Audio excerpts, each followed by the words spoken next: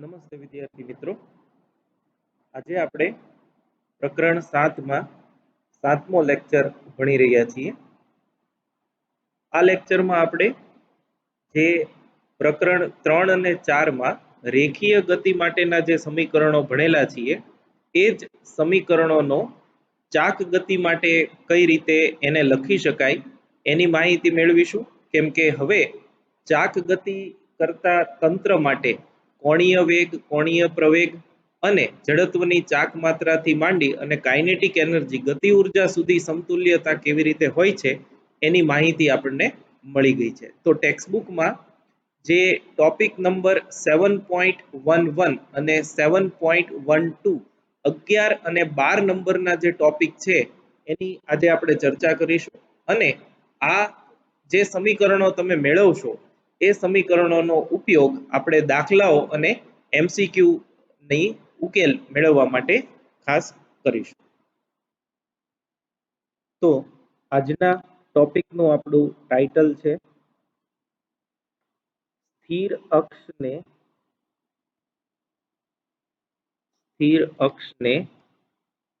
અનુલક્ષીને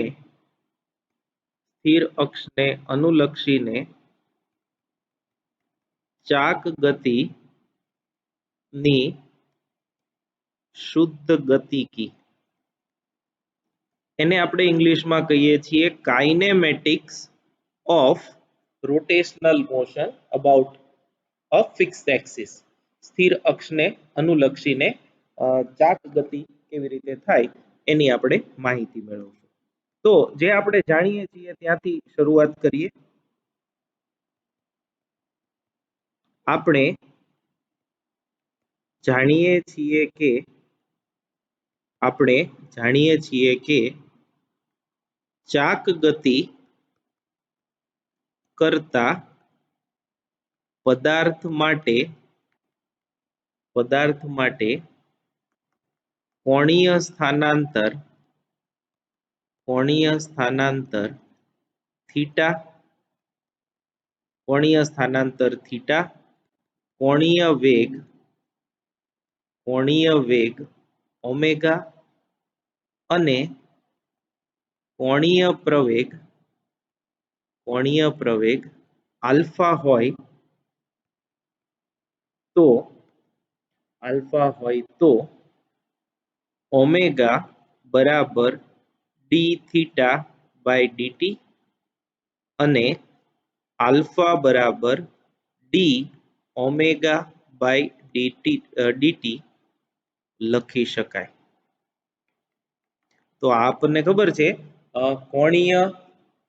કોણીય વેગનું સમય પ્રત્યેનું વિકલન કોણીય પ્રવેગ આપે અને કોણીય સ્થાનાંતરનું સમય પ્રત્યેનું વિકલન એ આપણને કોણીય ઝડપ અથવા તો કોણીય વેગ આપે. તો આપણે જો સરખામણી કરીએ તો રેખીય ગતિ અને અહીં આપણે લખીએ ચાક ગતિ. તો જે રેખીય ગતિમાં સ્થાનાંતર કે કાપેલું અંતર x છે એના જેવું ચાક ગતિમાં આપણે કોણીય સ્થાનાંતર થીટા લઈએ છીએ. જેવું રેખીય ગતિમાં વેગ v છે, રેખીય વેગ, એવું ચાક ગતિમાં ઓમેગા છે. અને જેવું અહીંયા પ્રવેગ a છે એવું અહીંયા કોણીય પ્રવેગ આલ્ફા છે. તો અહીંયા આગળ આપણે x ને કહીએ છીએ કાપેલું અંતર x, તો અહીંયા થીટા જેને આપણે કહીએ છીએ કોણીય સ્થાનાંતર. તો કાપેલા અંતરને અનુરૂપ જે ચાક ગતિની રાશિ છે એ થીટા છે. આને આપણે કહીએ છીએ રેખીય વેગ v. તો એને અનુરૂપ અહીંયા આગળ આપણને ખબર છે કોણીય વેગ. અહીંયા આગળ આપણે કહીએ છીએ પ્રવેગ અથવા તો રેખીય પ્રવેગ અને અહીંયા આગળ જે છે એને આપણે કહીએ છીએ કોણીય પ્રવેગ.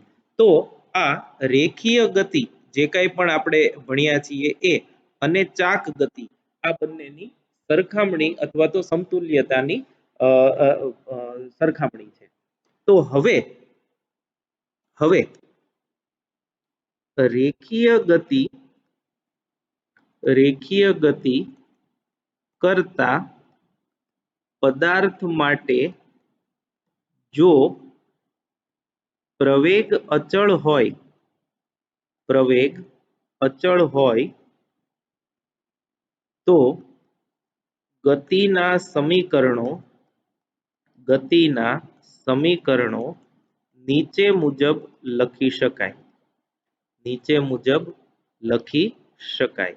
એટલે આપણે આને કહીએ છીએ નિયમિત અથવા તો અચળ પ્રવેગી ગતિના સમીકરણો. અચળ પ્રવેગથી જો ગતિ થતી હોય તો એના સમીકરણો જે છે એ આપણે આ મુજબ લખી શકીએ છીએ. હું લખું એટલે તમને યાદ આવી જશે. x બરાબર પહેલું સમીકરણ v બરાબર v0 પ્લસ at, પહેલું સમીકરણ.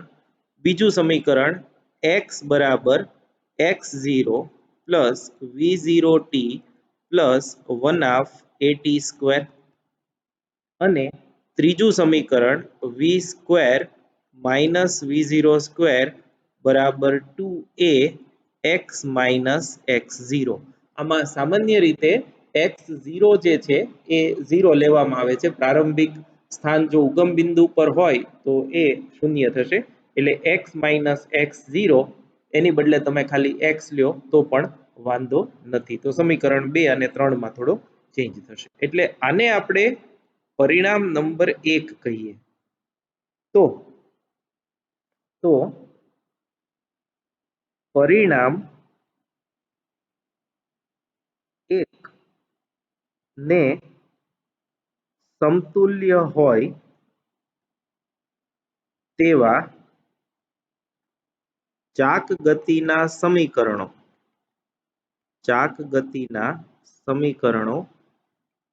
નીચે મુજબ લખી શકાય, નીચે મુજબ લખી શકાય. એ સમીકરણો કંઈક આવા છે. પહેલું સમીકરણ 1 હું કહું છું, v, હવે તમારે અહીંયા જોતા જવાનું છે. v હોય એને અનુરૂપ ઓમેગા છે, તો ઓમેગા બરાબર ઓમેગા 0 પ્લસ આલ્ફા ટી. એ જે છે એની બદલે આપણે લખવું પડે કોણીય પ્રવેગ આલ્ફા. બીજું સમીકરણ જે છે એ લખીએ, સમીકરણ નંબર 2. x એની બદલે શું આવશે? સ્થાનાંતર થીટા, તો થીટા બરાબર થીટા 0 પ્લસ v0t એટલે omega 0t plus 1/2 at square, એની બદલે આલ્ફા ટી સ્ક્વેર. આ એનું બીજું સમીકરણ. અને ત્રીજું સમીકરણ v સ્ક્વેર, v ની બદલે omega square minus omega 0 square equal to 2 alpha theta minus theta 0. આને આપણે કહી દઈએ પરિણામ નંબર 2. એને આપણે કીધું પરિણામ નંબર 2. તો આ જે છે પરિણામ 2 એ નિયમિત એટલે કે અચળ કોણીય પ્રવેગ આલ્ફા સાથે થતી ચાક ગતિ માટે ગતિના સમીકરણો છે. એટલે પહેલો વિભાગ જે છે તમે 1.11 જુઓ તો એમાં ફક્ત જે 3 મૂળભૂત રેખીય ગતિની રાશિઓ છે, મુખ્ય રાશિઓ, રેખીય સ્થાન એટલે કે કાપેલું અંતર, રેખીય વેગ અને પ્રવેગ, એને અનુરૂપ ચાક ગતિકીય રાશિઓ સરખાવી અને એના પરથી જે 3 આપણા મુખ્ય સમીકરણો છે એ મુખ્ય સમીકરણો v બરાબર v0 પ્લસ at, x બરાબર v0t plus half at square અને v બરાબર v square minus v0 square બરાબર 2ax માઇનસ x0 ને અનુરૂપ જે ચાક ગતિના સમીકરણો છે એ લખવાનું થાય.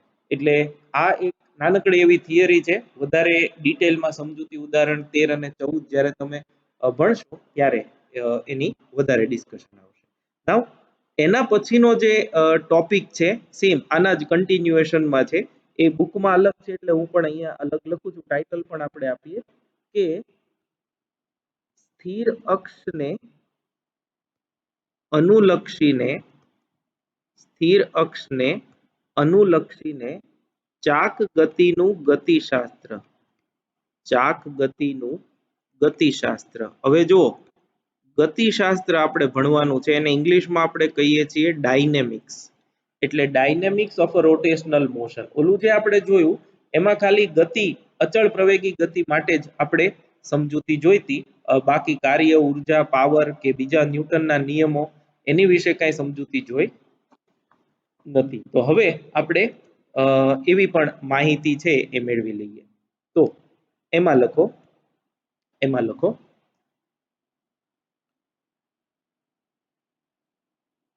ચાક ગતિમાં પેલા રેખીય ગતિનું લખીએ. રેખીય ગતિ ની મૂળભૂત રાશિઓ સ્થાન અથવા તો કાપેલું અંતર, વેગ, પ્રવેગ વગેરે માટેનું યંત્રશાસ્ત્ર પરથી ચાકગતિકીય ભૌતિક રાશિઓ અને તેના સમીકરણો આપણે જોયા. આ સમીકરણો જે છે એ આપણે હવે જોઈ લીધા છે. તો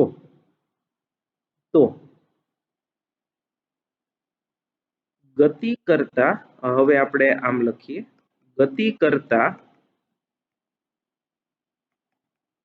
કોઈ પદાર્થ પર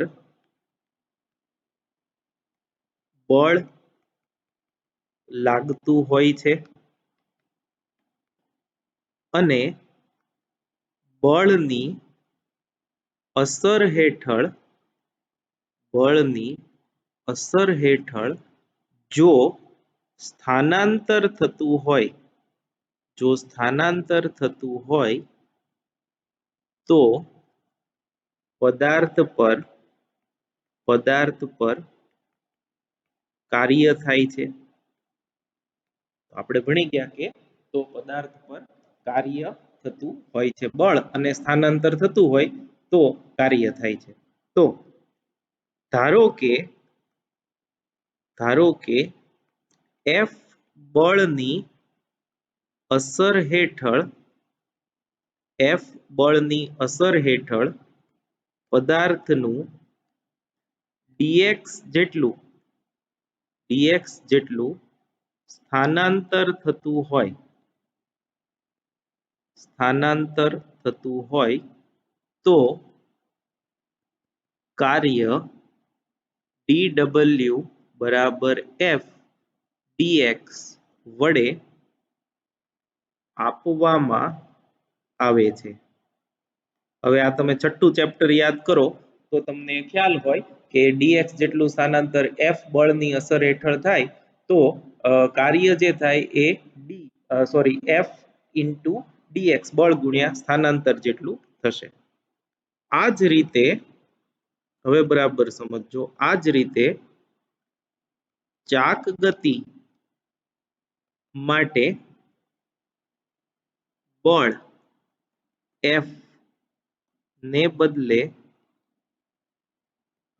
ટોર્ક ટાઉ અને dx ને બદલે, તો હમણાં આપણે ઉપર જોયું, ને બદલે d થીટા લેવામાં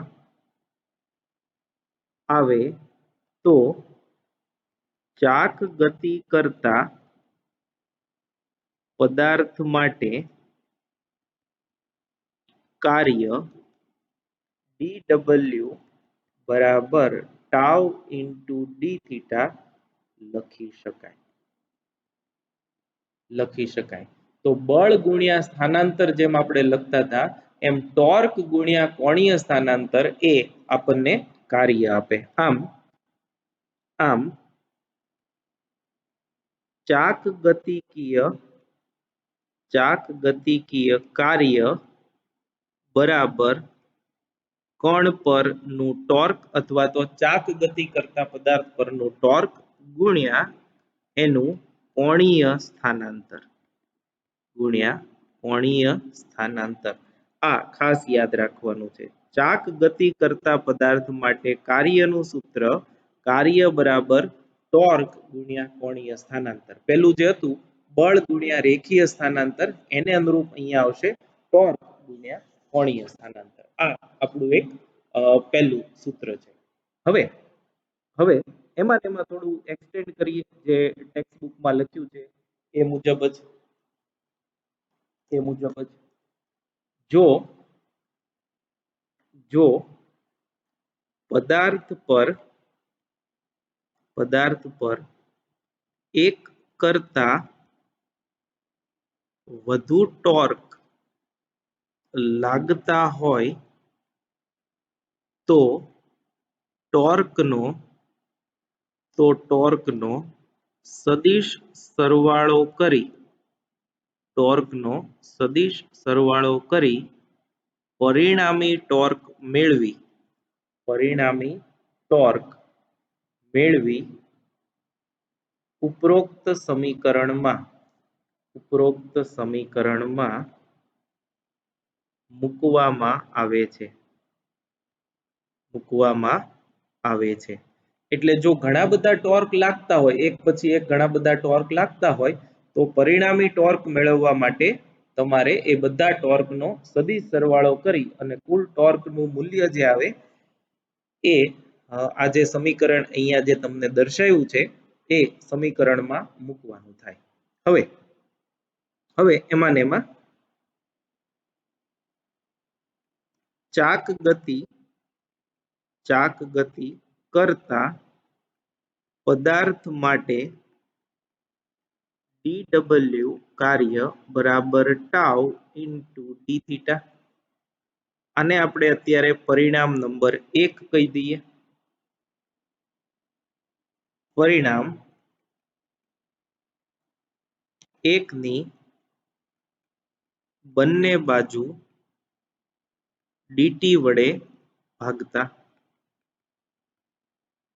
dw divided by dt બરાબર tau into D theta divided by dt બંને બાજુ આપણે dt વડે ભાગી નાખ્યું તો હવે આપણને ખબર છે કે d થીટા by dt આ જે આખું છે આ આપણને આપે કોણીય વેગ એને આપણે કહીએ છીએ ઓમેગા તો બરાબર ટાઉ ઇન્ટુ ઓમેગા કારણ કે ઓમેગા બરાબર ડી થીટા બાય ડીટી અને એને આપણે કહીએ છીએ કોણીય વેગ ડી ઓમેગા ડીટી અને આ જે ડાબી બાજુ છે એ તો બહુ જાણીતું પદ છે એ આપણને આપે છે પાવર પી એટલે આપણને બીજું સૂત્ર મળ્યું ચાક ગતિકીય પાવર પી બરાબર ટાઉ ઇન્ટુ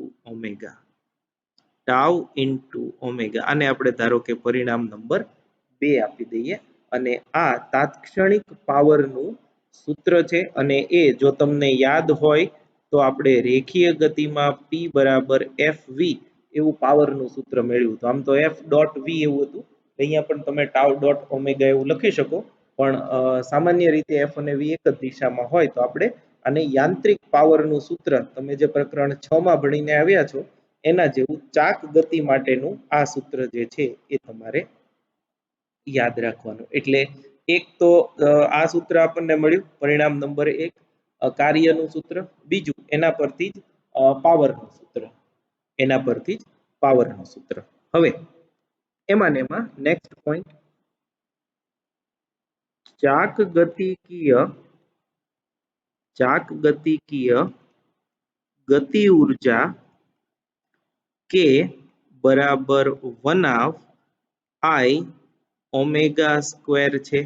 આ આપણે ભણી ગયા વખતે ચાક ગતિકીય ઊર્જા જે છે કે બરાબર i ઇન્ટુ ઓમેગા સ્ક્વેર છે. તો આનું આપણે સમય પ્રત્યે વિકલન કરીએ તો આને આપણે પરિણામ નંબર 3 કહીએ. તો સમીકરણ 3 નું સમય પ્રત્યે વિકલન કરતા dk by dt બરાબર d by dt of 1/2 i omega square 1/2 i omega square બરાબર 1/2 અને i એ તો અચળ જ છે. 1/2 અચળ, i જે છે એ અચળ આપણે રાખીએ. તો ઓમેગા સ્ક્વેર નું વિકલન થાય 2 omega into d omega by dt. કેમ કે અહીંયા વિકલન જોજો ટી પ્રત્યે છે, ઓમેગા પ્રત્યે નથી, એટલે ડી ઓમેગા બાય ડીટી. આ 2 અને 2 કેન્સલ થાય, બરાબર i ઇન્ટુ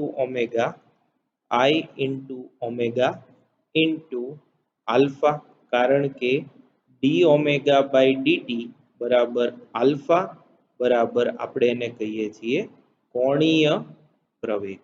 જે તંત્ર આપણે લીધું હોય એ તંત્ર માટેનો કોણીય પ્રવેગ જે છે એ આલ્ફા છે. તો હવે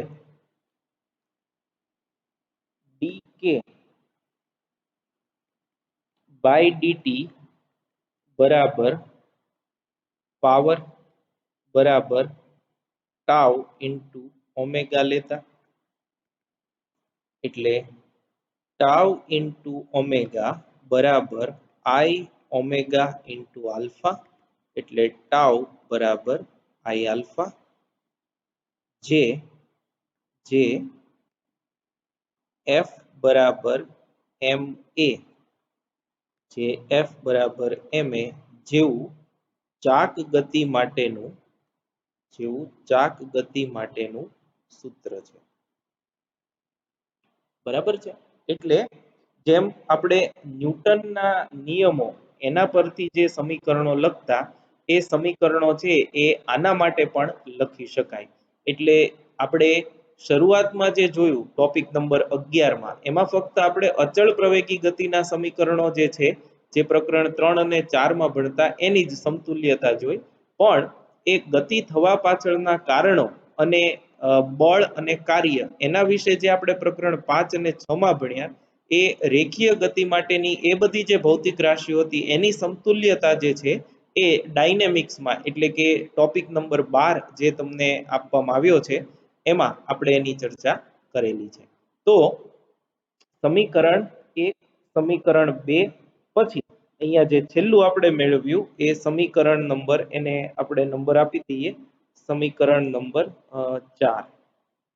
તો આ 1, 2 અને 4 આ ત્રણ સમીકરણો જે છે એ વળી પાછા ચાક ગતિ માટેના જે સમીકરણો છે એને સમતુલ્ય સમીકરણોમાં આપણે ઉમેરવા પડે. તો આ જે છે એ ચાક ગતિ અને રેખીય ગતિ એની સમતુલ્યતા છે. પણ ખાસ યાદ રાખજો, જે આપણે ચાક ગતિની વાત કરી છે એ ચાક ગતિ સ્થિર અક્ષને અનુલક્ષીને થતી ચાક ગતિ માટે જ સાચું છે. જો સ્થિર અક્ષ ન હોય, ભ્રમણાક્ષ જો બદલાયા બદલ કરતી હોય, તો આ સમીકરણો છે એ પ્રમાણે તમે લખી શકશો નહીં. એ ખાસ એ બાબતની નોંધ લેવાની છે. તો આનું એક દરેક ભૌતિક રાશિની સમરી કરી અને એક ટેબલ વડે સરખાવવામાં આવે છે. ટેક્સ્ટબુકમાં 170 નંબરનું પેજ જે છે ત્યાં કોષ્ટક 7.2 આપ્યું છે, સ્થાનાંતરીય ગતિ અને ચાક ગતિની સરખામણી, એવું એક ટેબલ છે જેમાં 9 ભૌતિક રાશિઓ જે છે એની સમજૂતી તમને આપવામાં આવી છે. એનું એ ટેબલ મટીરિયલમાં પણ આપવામાં આવ્યું છે અને એ ટેબલમાંથી આપણે એમસીક્યુમાં 1 માર્કમાં પૂછવું હોય તો એમાં જેમ કે તમને એમ કે બળને સમતુલ્ય ચાક ગતિકીય રાશિ ખાલી જગ્યા છે કે જેનો જવાબ આવશે ટોર્ક અથવા તો બળની ચાક માત્ર એવું પૂછે, અથવા તો તમને સીધું 2 માર્કના પ્રશ્નમાં એમ પણ પૂછી શકે કે રેખીય ગતિ અને સ્થિર અક્ષને અનુલક્ષીને થતી ચાક ગતિ માટે કોઈ પણ 4 ભૌતિક રાશિની 6 ભૌતિક રાશિની સરખામણી કરો. 3 કે 4 માર્કમાં તમને કે 2 માર્કમાં પૂછવું હોય તો એ પૂછી શકે. અને એના દાખલાઓ જે આપણે રેખીય ગતિ માટે જોયા હતા એવા જ ચાક ગતિ માટે અચળ પ્રવેગ સાથે થતી ગતિના દાખલાઓ પણ ટેક્સ્ટ બુકમાં આપેલા છે, એ પણ આપણે એની સમજૂતી જોશું. તો જે ટેબલ છે એ ફરીથી એક વખત જોઈ લઈએ, કેમ કે આજે જે કરાયું એનો ટૂંક સાર જે છે એ ટેબલમાં આપેલો છે. તો મટીરિયલ જે તમારી પાસે છે એમાં આપેલું છે એ પહેલા આપણે સમજી લઈએ. તો એનું ટાઇટલ આવું છે, સ્થિર અક્ષને અનુલક્ષીને થતી ચાક ગતિ એટલે કે અચળ કોણીય પ્રવેગ સાથે થતી ચાક ગતિ માટે રેખીય ગતિ અને ચાક ગતિની ભૌતિક રાશિઓની સરખામણી છે. તો આપણે ડાબી બાજુ છે રેખીય ગતિ લખી છે અને જમણી બાજુ જે રાશિઓ છે એ ચાક ગતિની લીધેલી છે. તો રેખીય ગતિમાં સ્થાનાંતર છે જેને આપણે x વડે દર્શાવીએ છીએ, એમ ચાક ગતિમાં કોણીય સ્થાનાંતર છે જેને આપણે થીટા વડે દર્શાવીએ છીએ. રેખીય ગતિમાં વેગ છે, સંકેત એનો v છે, એને અનુરૂપ ચાક ગતિમાં કોણીય વેગ જેનો સંકેત ઓમેગા છે, આ બધું આપણે જાણીએ છીએ. પ્રવેગ a છે, એને અનુરૂપ અહીંયા કોણીય પ્રવેગ આલ્ફા છે. પછી ચોથી અગત્યની રાશિ છે એ છે દળ m. દળને અનુરૂપ ચાક ગતિકીય રાશિ છે જડત્વની ચાક માત્રા I. ત્યારબાદ બળ એનું સૂત્ર છે F બરાબર ma, જેનો ઉપયોગ આપણે ઘણા બધા દાખલા એમસીક્યુમાં કરીએ.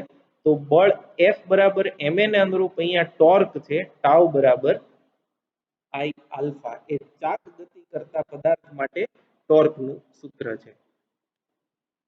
ન્યૂટનનો બીજો નિયમ F બરાબર dp બાય dt એટલે કે રેખીય વેગમાનના ફેરફારનો સમય દર એ તેના પર લાગતા બાહ્ય બળ જેટલો હોય છે. તો એને અનુરૂપ ચાક ગતિ માટે ન્યૂટનના બીજા નિયમ જેવું સમીકરણ ટોર્ક બરાબર dl બાય dt, જ્યાં L કોણીય વેગમાન એટલે કોણીય વેગમાનના ફેરફારનો સમય દર એ તેના પર લાગતા ટોર્ક અથવા તો પરિણામી ટોર્ક જેટલો હોય છે.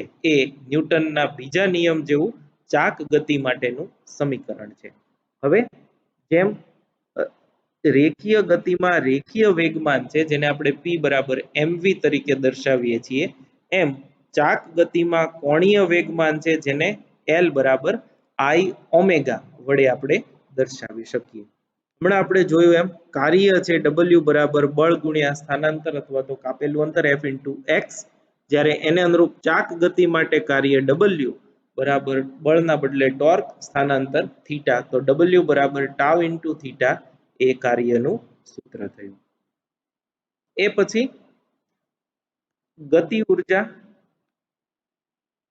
ઉર્જા k બરાબર 1/2 mv સ્ક્વેર, એના જેવું ચાક ગતિ માટે ગતિ ઉર્જાનું સૂત્ર k બરાબર 1/2 I ઓમેગા સ્ક્વેર. પાવર આપણે હમણાં જ એની સાબિતી પણ જોઈ, p બરાબર f into v, એના જેવું ચાક ગતિનું સમીકરણ પાવર p બરાબર ટાઉ ઇન્ટુ ઓમેગા. અને અગત્યના સૌથી અગત્યના આ જે છે એ મોસ્ટ ઇમ્પોર્ટન્ટ ફોર MCQs, જેટલા આપણે MCQ કરીએ છીએ એ બધા MCQ માટે ખૂબ અગત્યના એવા ચાક ગતિ માટે અચળ પ્રવેગી ગતિના 3 સમીકરણો અને એને અનુરૂપ અચળ કોણીય પ્રવેગ સાથે થતી ગતિના આ 3 સમીકરણો, એને સમતુલ્ય અથવા તો એને અનુરૂપ. તો અહીંયા આપણે જો લિસ્ટ બનાવીએ તો ટેક્સ્ટ બુકમાં જે છે એટલું જ થશે. આ 1 2 3 4 5 6 7 8 9 10 અને આ છેલ્લું જે છે એ 11. તો આપણે ટેક્સ્ટ બુકમાં 9 આપ્યું છે પણ આપણે એમાં સમીકરણો જે છે એને પણ આમાં આવરી લીધા છે અને એ ઉપરાંત જે ન્યૂટનનો બીજો નિયમ છે ઘણી વખત એવું એક્ઝામમાં પણ પૂછે છે કે ન્યૂટનનો બીજો નિયમ dp/dt જેવું ચાક ગતિમાં શું છે તો એના માટે તમારે એ વેગમાન વાળો જે સેક્શન છે એ લખવો પડે એટલે આ ટેબલ જે તમને આપેલો છે એમાં તમને જો એમ પૂછવામાં આવે કે ગમે તે 4 ગમે તે 6 રાશિઓની સરખામણી કરો તો તમારે આ જ રીતે તમને જે યાદ રહે ભૌતિક રાશિઓ એની સરખામણી કરવાની રહેશે તો આજે આપણે ટોપિક નંબર 11 અને 12 એ બંનેની ચર્ચા કરી ફરીથી તમે ટેક્સ્ટ બુકમાંથી અને મટીરિયલમાંથી આ વાંચી જજો આ ટોપિક જે છે એ થિયરી કરતા પણ જે MCQ અને દાખલાઓ છે ઉદાહરણો છે એની સમજૂતી માટે વધુ અગત્યના છે તો આવતા વખતે આપણે જે છેલ્લા બે ટોપિક છે 13 અને 14 સ્થિર અક્ષ માટેનું કોણીય વેગમાન અને ગબડતી ગતિ એના વિશે ચર્ચા કરીશું થેન્ક યુ વેરી મચ